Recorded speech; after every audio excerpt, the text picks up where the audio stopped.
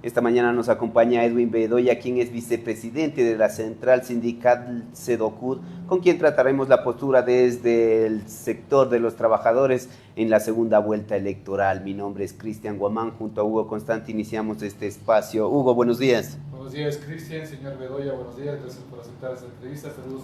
en la parte técnica a Carlos Ramírez. 15 de octubre, fecha fijada para una segunda vuelta electoral, en donde los finalistas son Daniel Noboa de la Alianza ADN, que incluye a los partidos, los movimientos PID y Mover, ex Alianza País, y Lucía González de la Revolución Ciudadana. Luisa González, de la Revolución Ciudadana. El movimiento sindical ya ha tomado alguna posición, alguna ruta, alguna perspectiva frente a estas dos candidaturas para las próximas elecciones, señor Bedoya. Bueno, buenos días. Primero, muchas gracias a Telos, muchas gracias a ustedes y a quienes nos siguen por este importante medio digital. Hemos analizado realmente, y no ahora, lo hemos analizado desde siempre, lo que han significado los gobiernos tanto de Correa y un gobierno del sector empresarial, que no es que no lo hemos tenido esta tipología de gobiernos y sabemos por dónde están caminando. Una candidata que ya ella misma lo ha dicho, que van a volver a repetir lo que han hecho en el pasado, es decir, no hay nada nuevo. De hecho, ya el mismo alcalde está repitiendo las sabatinas que hacía su jefe, el señor Correa. Entonces vemos de que tienen esa misma lógica de acción, y con lo que nos dejaron a nosotros no vemos una alternativa a este gobierno. El otro gobierno es un gobierno de carácter empresarial, típicamente empresarial, ligado a las agroexportadoras y al negocio de servicios, según lo que nos decía el perfil que mencionaba el señor Noboa, incluso que estaba en este tema de los servicios de diversión y algo que estaba trabajando. Entonces, además es un tema empresarial, y ya las últimas declaraciones que lo ha dicho con relación a lo que nos interesa, por ejemplo, a los ecuatorianos, como es el tema del seguro social, como es el tema del modelo económico, vemos que sigue una misma línea, digamos, de acción o políticas que ya han venido tratando los gobiernos empresariales, tanto como el que se acaba como los que pasaron antes del mismo gobierno de Correa. Entonces, vemos que va a haber una disputa que digamos que no le deja alternativas al pueblo ecuatoriano, alternativas sanas me refiero, porque no va a haber un cambio importante. Además, que es un año y medio año y 25 días de gobernabilidad, y en el que realmente hay que ver qué se hace en los temas de la seguridad, el tema de políticas de empleo, el tema de la seguridad social, que son, me parece, los factores fundamentales en los que estas candidaturas deberían pronunciarse para ver qué alternativas damos. Primero, como digo, al tema de seguridad, que es algo que preocupa en todo el país, y que más allá de que haya decrecido, más bien está creciendo el tema de la inseguridad. Entonces, frente a estos hechos, el Frente Unitario de Trabajadores tuvo ya como 3 reuniones para poder decidir cuál era la posición de los trabajadores, y nos hemos pronunciado que no vamos a votar. Hemos dado indicaciones a las bases sindicales en los debates que no voten por ninguno de los dos candidatos, porque no representan realmente los intereses del pueblo ecuatoriano ni lo que hemos vivido también los trabajadores del país. A ver, Edwin, pero el Frente Unitario de Trabajadores y sus bases, las diferentes organizaciones sindicales, ¿dejan libre el voto o van a incidir en sus bases para que este voto sea nulo por ninguno de los dos candidatos? Bueno, nosotros está en primera instancia pasado desde el día de ayer, tenemos que irnos a provincias ya para ir difundiendo lo que se ha decidido también como parte de la decisión del Comité Ejecutivo Central del Frente Unitario de Trabajadores, que se dio también la posibilidad en la última Convención Nacional al Comité Ejecutivo, a la directiva de las centrales sindicales, para poder decidir este punto, pero nos toca también bajar a la base para analizar esta decisión, que ya hemos analizado, como digo, y vamos ya a ir a bajar a bases para poder difundir el por qué es necesario que nosotros no votemos por ninguno de los dos candidatos, y claro, lógicamente el voto sería nulo o blanco, pero realmente nosotros no vamos a apoyar. Lo importante es que nos vamos a apoyar y lo que vamos es hacer a consolidar una propuesta desde los trabajadores para que vaya al debate de lo que siempre hemos propuesto a los gobiernos y que ninguno de los gobiernos ha hecho caso a las propuestas. Por ejemplo, si es que el gobierno de Noboa, tal como lo ha pronunciado, dice que lo del seguro social va a seguir lo mismo, que no le ve necesario cambios, o sea, claro que vamos a salir a las calles a protestar. Si el gobierno de Noboa dice que va a reducir los impuestos al sector empresarial, pero va a subir los impuestos a los sectores más ricos, bueno, que lo especifique bajo qué parámetros va a reducir los impuestos al sector empresarial, o cuando se pronuncia en un medio que los sueldos de aquí son los más altos de Latinoamérica, es decir, está repitiendo, como lo decía al inicio, el mismo esquema que las políticas de los gobiernos de este tinte empresarial y neoliberal han repetido. Entonces, eso vamos a hacer este tipo de comparaciones. El gobierno de la Revolución Ciudadana de lo mismo, ¿no? Acuérdense que nos quitó la libertad sindical en la Asamblea Constituyente, nos eliminaron varios derechos que tenían los trabajadores del sector público, congelaron los sueldos y salarios del sector público, fue un ataque y fraccionaron el movimiento del sector sindical y sector social, crearon una CUT utilitaria para el gobierno en ese entonces de turno y que ha servido de utilitaria para los demás gobiernos, en el caso de la CUT y en el caso del señor Gómez, que ilegítimamente se aprovechó del tema del acuerdo con el gobierno y subió, a pesar de las varias denuncias y con complicidad de algunos jueces, subió al Consejo Directivo como vocal de los trabajadores. Edwin, ¿no es un poco prematuro adelantarse a la posición del voto por el nulo, sabiendo que existe más de casi 2 meses para escuchar las propuestas que prevén impulsar los 2 candidatos que están por la segunda vuelta? A ver, nosotros cuando hacemos esta comparación no es que lo hemos hecho en frío ni hemos hecho en discursos, lo hemos hecho en base a cuadros de alguna manera situacionales de cada gobierno, lo que ha significado, por ejemplo, la Revolución Ciudadana, lo que ha significado el gobierno de Noboa, lo que han significado gobiernos parecidos al de Lasso, y hemos visto 2 caras, ¿no? Una cara y el otro la otra cara. ¿Qué ha significado? El gobierno de Noboa proempresarial y el gobierno de Correa, que ya lo vivimos. Entonces, frente a estos 2 esquemas, es que hemos ido sacando variantes en el tema de protección social, en el tema de salarios, en el tema de seguridad, en el tema de salud, en el tema de la seguridad social sobre todo. Miren que la seguridad social, la eliminación del 40% fue en el gobierno de la Revolución Ciudadana. Entonces, no se han pronunciado ni siquiera para el tema específico del tema del seguro social. Entonces vemos que no va a haber un avance, porque si no se pronunciaron desde el inicio, dudo que en estos 2 meses vayan a hacerlo y van a ir esquivando este tipo de preguntas. De hecho, bueno, el candidato Noboa ya lo ha hecho, como digo, ya en referencia al tema del seguro social, en referencia al tema salarial y en referencia a los impuestos. Entonces ya tenemos una visión de lo que va a pasar. Yo no creo que en estos 2 meses vayan a cambiar de idea por ganarse a los votantes. Entonces, ¿qué nos toca a nosotros? Bajar este mismo análisis que hicimos en el PUD para llevarlo hacia las bases y decir, bueno, decidamos en base a este aspecto cuál va a ser la posición, sea voto nulo o sea voto en blanco, pero nosotros se ha visto que ninguna de las 2 opciones van a mejorar la situación económica y social del país. ¿Por qué este afán, esta costumbre de nadar contracorriente del movimiento sindical? Ustedes dicen representar a la mayoría, al pueblo, etcétera, etcétera. Sin embargo, en las elecciones, en un proceso democrático, la mayoría del pueblo ecuatoriano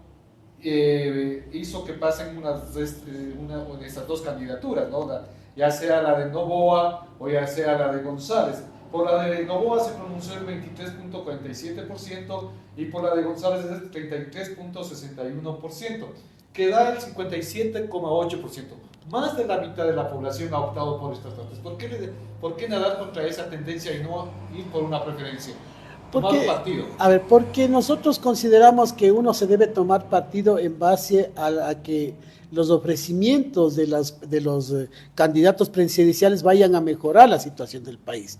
Cuando mencionamos que hemos hecho un análisis de las promesas y de las ofertas de campaña y los pronunciamientos de los candidatos, vemos que ninguno de los candidatos se ha pronunciado en algo distinto, algo diferente o en cambiar un modelo económico. Por ejemplo, nosotros hemos visto que no es que se lo hace en este país, se lo ha hecho en varios países también, incluso de tinte capitalista, en donde se ha subido los impuestos a los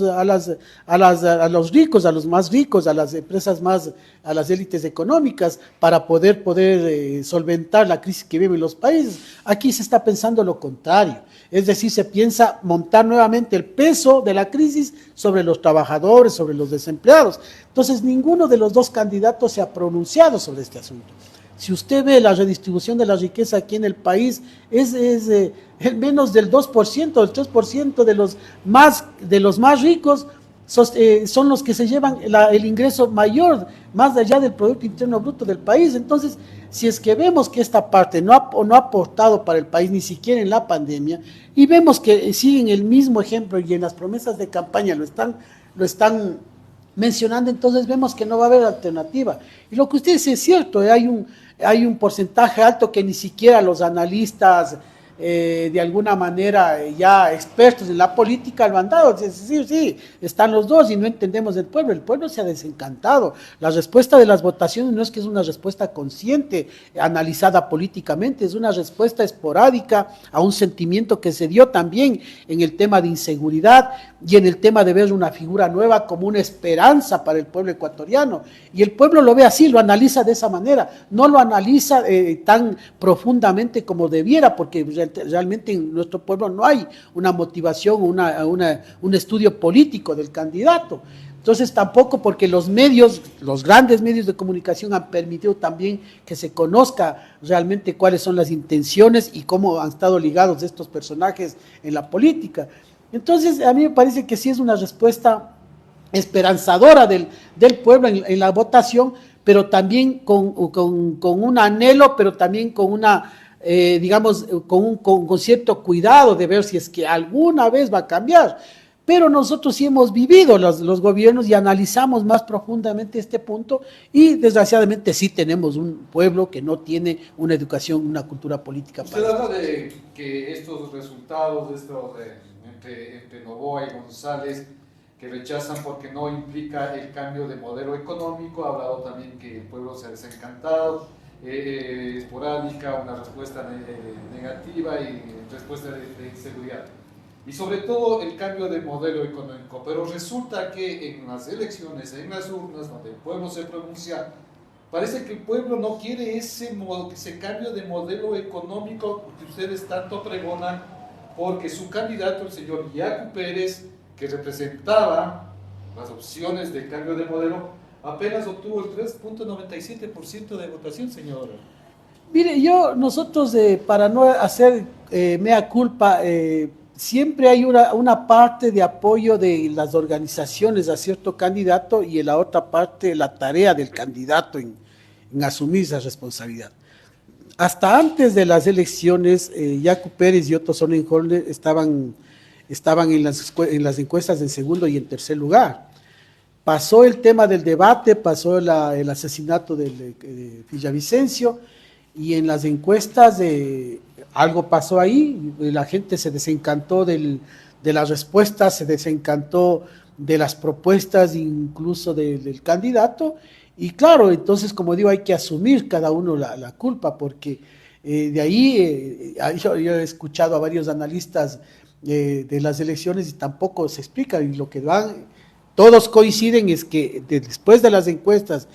tuvo impacto el tema del asesinato de Villavicencio y el tema de las respuestas y cómo encaró Noboa la encuesta también. Entonces ahí vino un revés que no lo esperaba nadie. Ni Otto Sonnenholder, ni Yacu Pérez, ni creo que los otros candidatos esperaban este revés que se dio y ahí está la respuesta. Entonces, como digo, hay una parte que es la tarea de apoyo al candidato y la otra parte también que el candidato tiene que asumir frente a lo que sucedido. El candidato falló en este caso. Bueno, a mí me parece que hay responsabilidad de los candidatos en el tema de la encuesta, el no haber sintonizado la situación, porque fíjense, yo digo que hasta la gente del país, la gente ecuatoriana es más emotiva.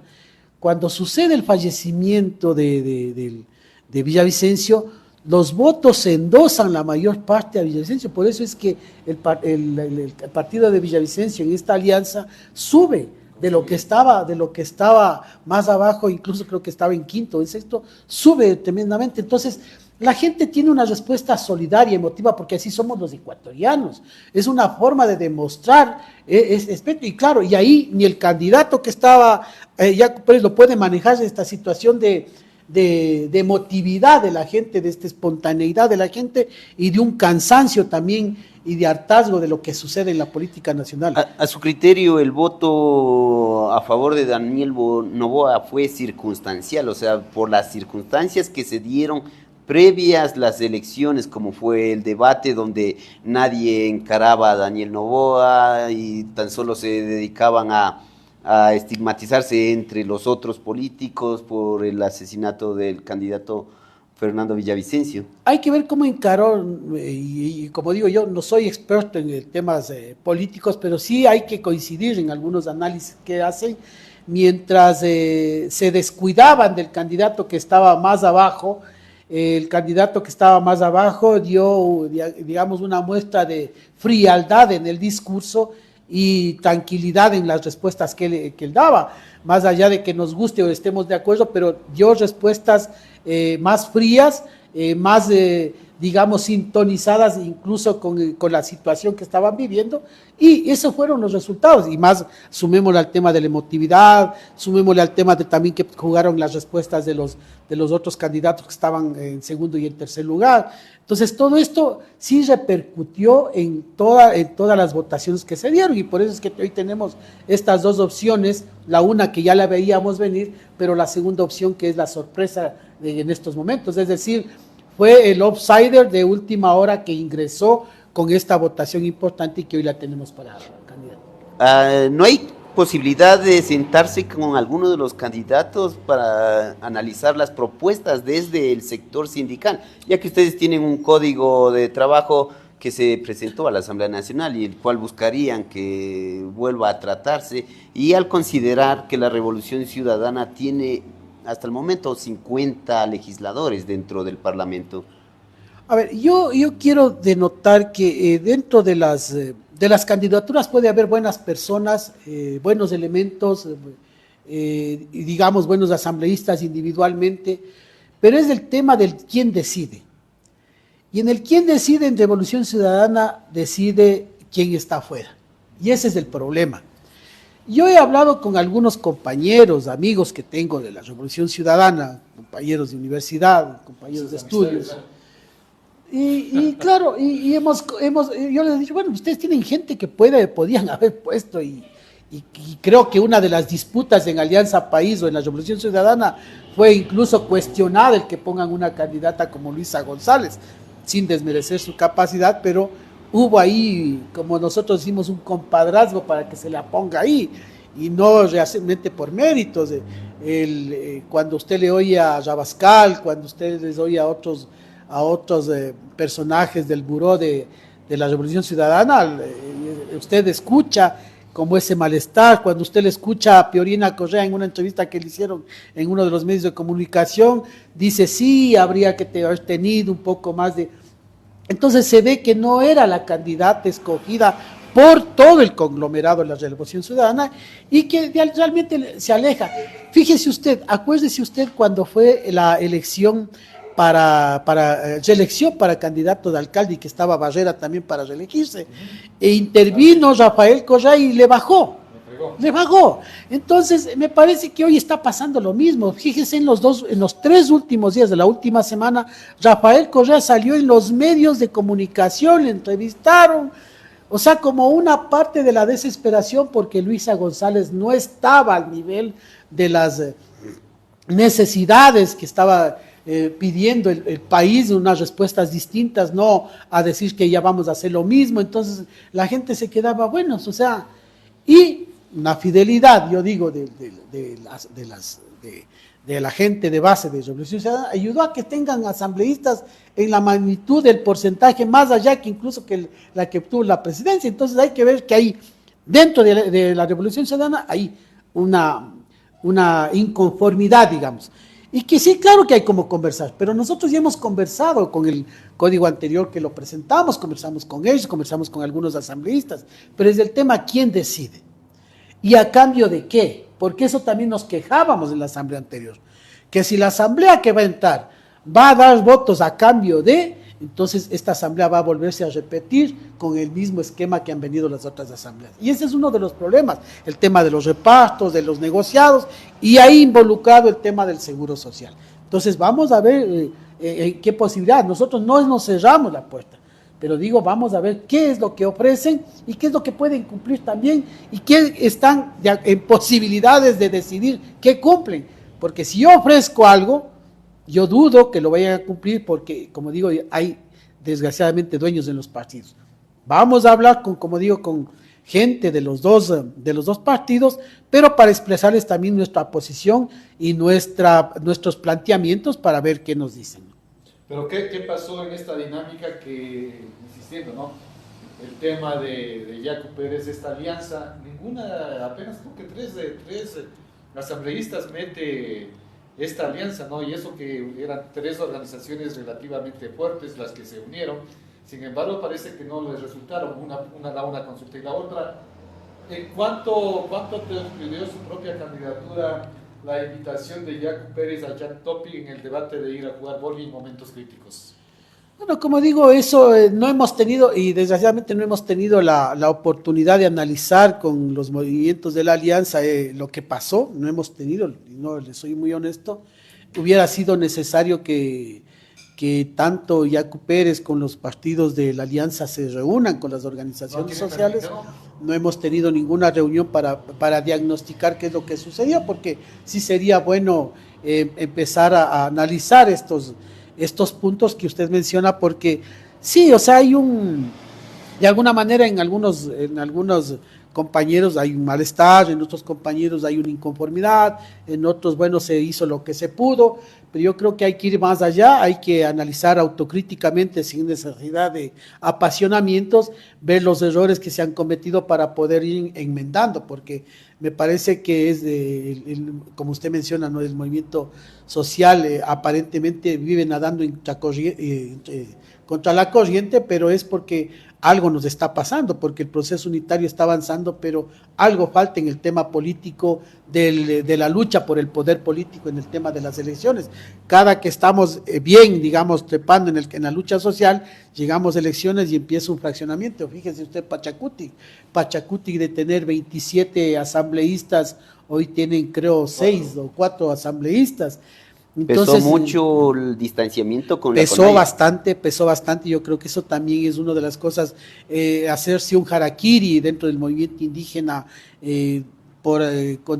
ambiciones personales, sectarias dentro de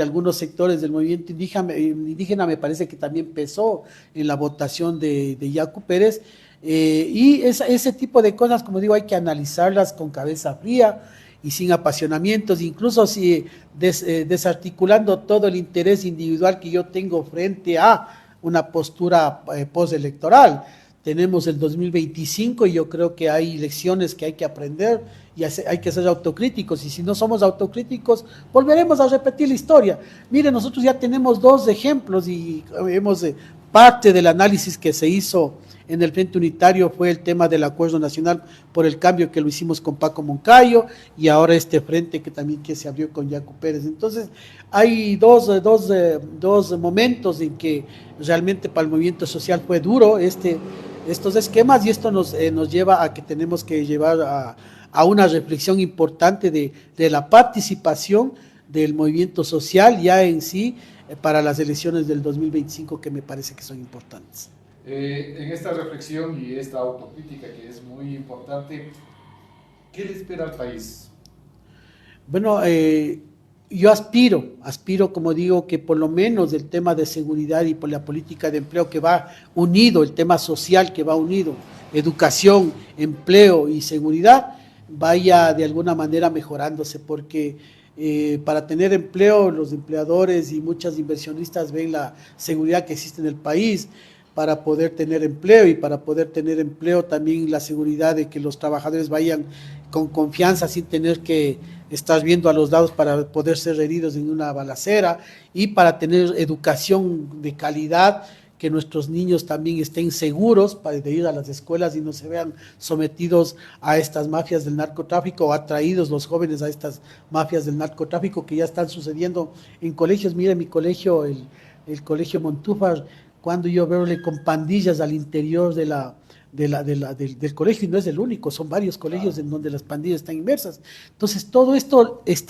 el tema de seguridad es un eje transversal, que no se cura con más armamentos ni más policías, sino también con medidas sociales que vayan de la mano con estos ejes, como digo, estos ejes transversales. Entonces, me parece importante que esa es la lectura que deberían asumir los candidatos, y ver qué programa en este año y medio que van a tener de gobernanza se vaya arreglando.